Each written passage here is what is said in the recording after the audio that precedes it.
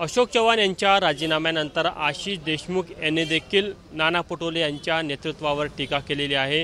तुम्ही काँग्रेसमध्ये होते, तुम्ही देखील काँग्रेस सोडली, तेव्हा देखील तुम्ही कारण दिलं होतं की नाना पटोले यांची कार्यशैली बरोबर नाही, त्यामुळे मी पक्ष सदस्यत्वाचा राजीनामा देत आहे। आज अशोक चव्हाणांनी देखील तीच भूमिका घेतली असं वाटतं तुम्हाला?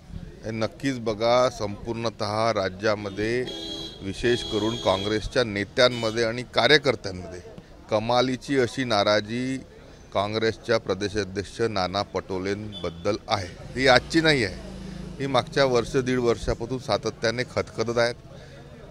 माझा विषय असेल किंवा आता येणाऱ्या जे काही काँग्रेसचे मोठे नेते असतील, कार्यकर्ते असतील, ह्या सर्वांच्या संदर्भामध्ये जर कोणतं एक कारण कारणीभूत असेल तर त्यामध्ये नाना पटोलेंची कार्यशैली आणि नक्कीच येणाऱ्या काळामध्ये नाना पटोलेंच्या प्रदेशाध्यक्षपदाच्या मुळे ह्या संपूर्ण काँग्रेसच्या फळीचं त्यानिमित्ताने नुकसान हे काँग्रेसला सोसावं लागणार आहे।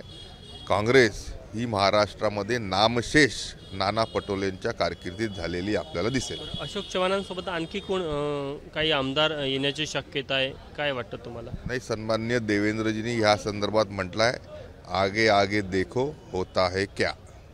आपण बघू शकतो की आशिष देशमुख हे देखील आधी काँग्रेसमध्ये होते, त्याने देखील काँग्रेस पक्षाच्या सदस्यत्वाचा राजीनामा दिलेला होता आणि ते असं म्हणतात की कुठेतरी नाना पटोले यांची जी कार्यशैली आहे त्यामुळे कुठेतरी त्यांनी राजीनामा दिला, आता तीच भूमिका अशोक चव्हाण यांनी घेतली। कॅमेरामॅन व्यंकटेश नायडूसह तुषार कोहळे, एबीपी माझा, नागपूर। एबीपी माझा, उघडा डोळे बघा नीट।